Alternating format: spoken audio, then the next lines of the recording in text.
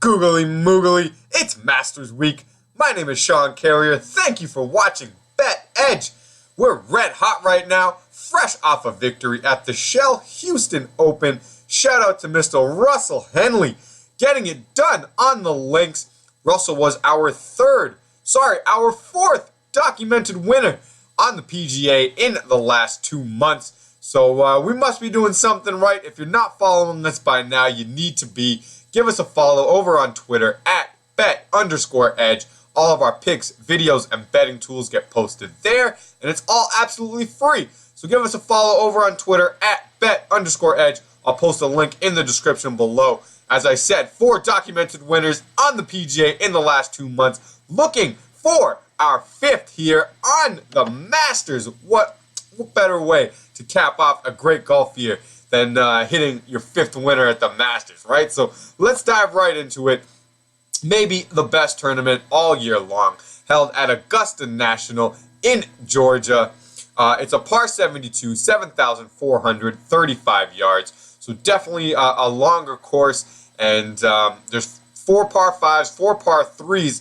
So the guys that can get it out there and get their ball in play definitely have an advantage on this course. The longer hitters, but also the smart golfer. I mean, it's one of the most mentally challenging golf courses that these guys play all year long. It's really about putting your golf ball in the right spots and missing in the right spots and not missing in the wrong spots.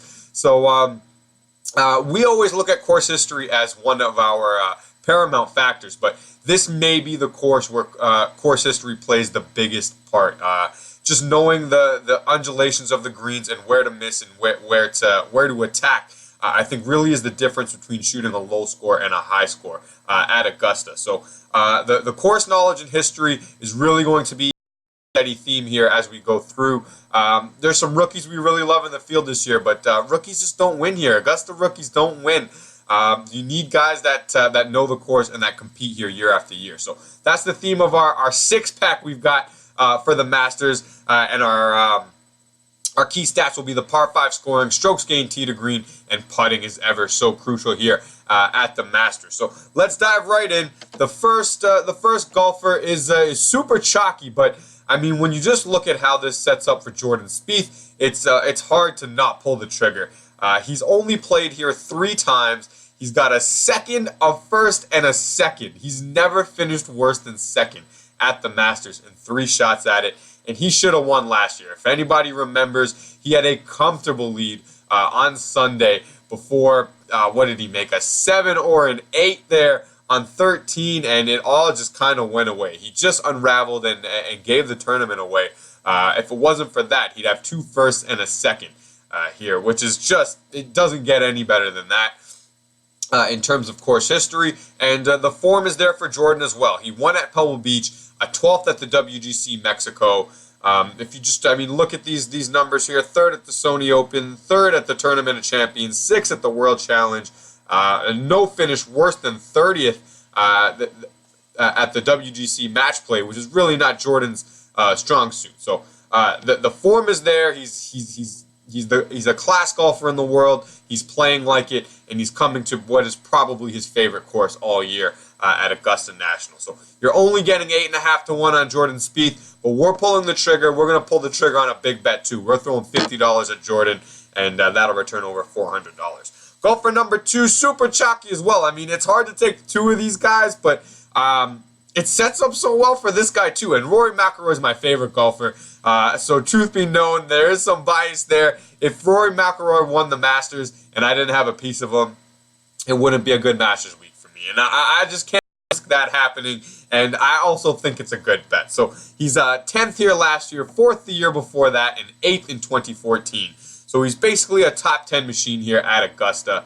And he's got the form as well. It's a short season for Rory due to the injury, but 4th, 7th, 4th, and 30th at the match play, which really wasn't his fault. He shot 4 under in his first round, lost to Soren Kelson, and then it didn't really matter after that because Gary Woodland withdrew. But he won his second match, and he played well enough to not be eliminated. But just a tough draw in the way the match play works out. I'm not holding that T30 against him. He played great, and he's been playing great every time he's been teeing it up this year, and he loves playing here, and the stats really suit McIlroy. I mean, first in strokes gained tee to green, first in strokes gained approach, first in driving distance, first in strokes gained off the tee, first in par 5 birdie or better. That'll definitely help him with the 4 par 5s here, and second in par 4 birdie or better percentage. I mean, first, second.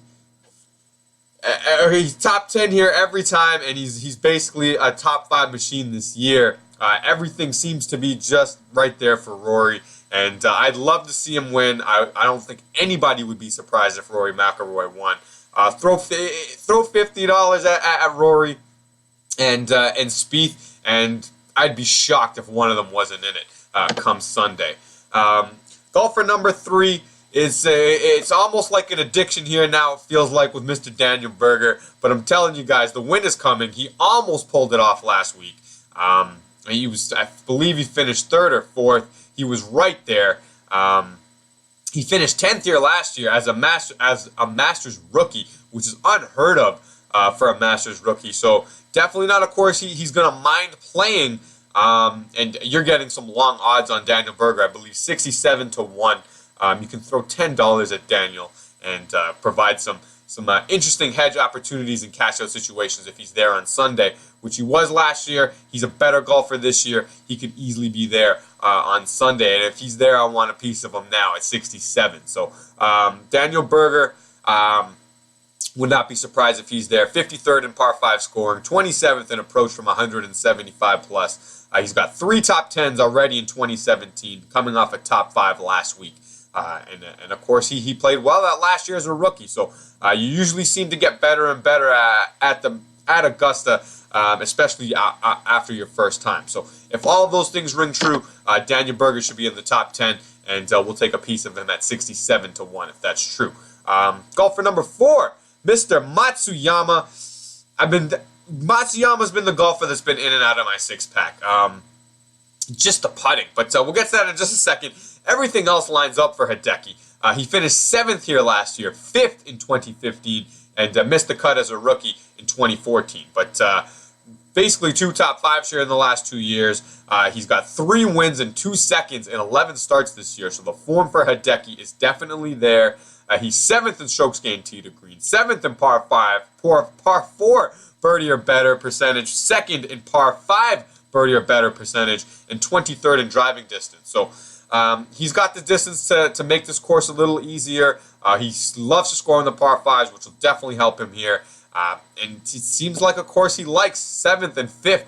But I love Hideki Matsuyama. I bet on him often. Watching him over 5-footers, you never feel like it's a sure thing. And that's kind of what you really need to do at the Masters. So he's been in and out of my 6-pack.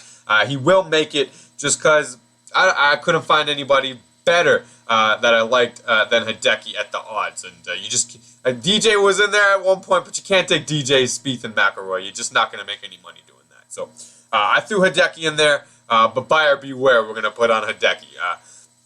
The next pick I like a little more than Hideki, Mr. Brandt Snedeker. I really feel like this could be the week for Brandt. He finished 10th here last year, 6th in 2013, and 3rd in 2009. So definitely some very quality results at this course for Snedeker. He seems to like playing here. He's a great putter. He's the opposite of Matsuyama. When Snedeker's standing over those 5-footers, I'm shocked if they don't go down. He's got 4 top 10s in his last 9 starts here this year.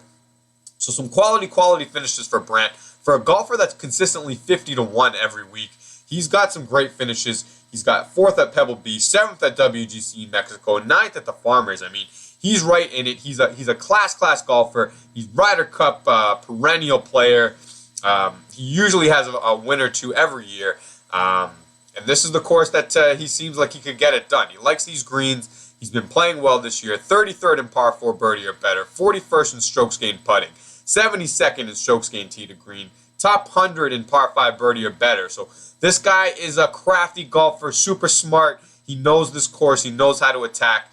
He knows how to not get in trouble. I really like Brandt Snedeker. Would not be shocked if he won. You're getting 51 to 1 on Snedeker. Throw $10 on him, you get.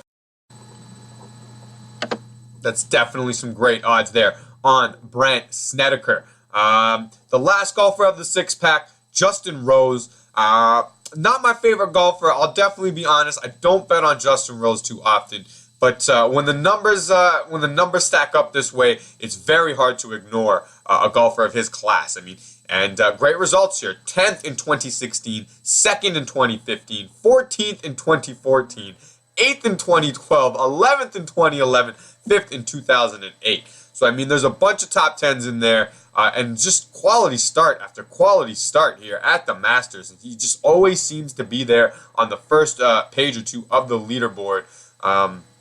So why not put him on the card, right? I mean, it seems to line up for him well. Also, he's got 3 top 5s and 5 top 20s in only 7 starts. So more of the same for Justin Rose this year. He's on the first or second page of the leaderboard just about every event he plays at this year, and the same can be said for his Masters results. So I expect this guy to be there. We'll put him on the card. He's 14th in strokes gained tee to green, 12th in par 4 birdie or better percentage, and 5th in strokes gained off the tee. So he knows how to get it out there and give himself an advantage over the field with the driver, and that can really help him here at Augusta. If he can put his ball in the spots and get it out there, it really makes the course much easier if you can attack the pins with wedge in your hand as opposed to longer iron. So not my favorite golfer, but the numbers say so, and I love money. I don't dislike Justin Rose enough to turn down money. If he's going to be there, we'll take it. So Justin Rose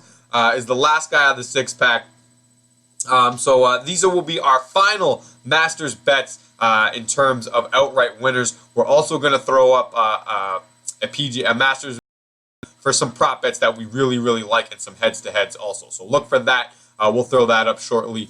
But this is the six-pack. Jordan Spieth, $50 to return, $425. McIlroy the same. Justin Rose, $20 to return, $460. Matsuyama, 22 goes out, 418 comes back if he wins. Snedeker and Berger, $10 bets to return, 510 or 670 respectively. So just over 150 going out. Solid triple up or more if any one of these gentlemen hit. So I really like this six-pack. The Masters is about the class golfers. I mean, every so often your Trevor Immelman wins or your Danny Willett, but more often than not, it's one of the class golfers of the world that wins this tournament. So we've got a pair of those guys at the top with the chalk. You got to pay it at a tournament like this, but we've also got some long shots for you that could definitely be there on Sunday. So we really hope that this video helps any of Masters bets you're thinking of making. A lot of these guys would be great daily fantasy players as well for any DraftKings players out there. So we really hope this just makes your Masters week a little better, a little more profitable. That's what we're here for. It's going to be our 5th winner in 2 months, guys. We can feel it. So get on this train now. It's going to the bank. As always, thank you for watching. Good night and good luck.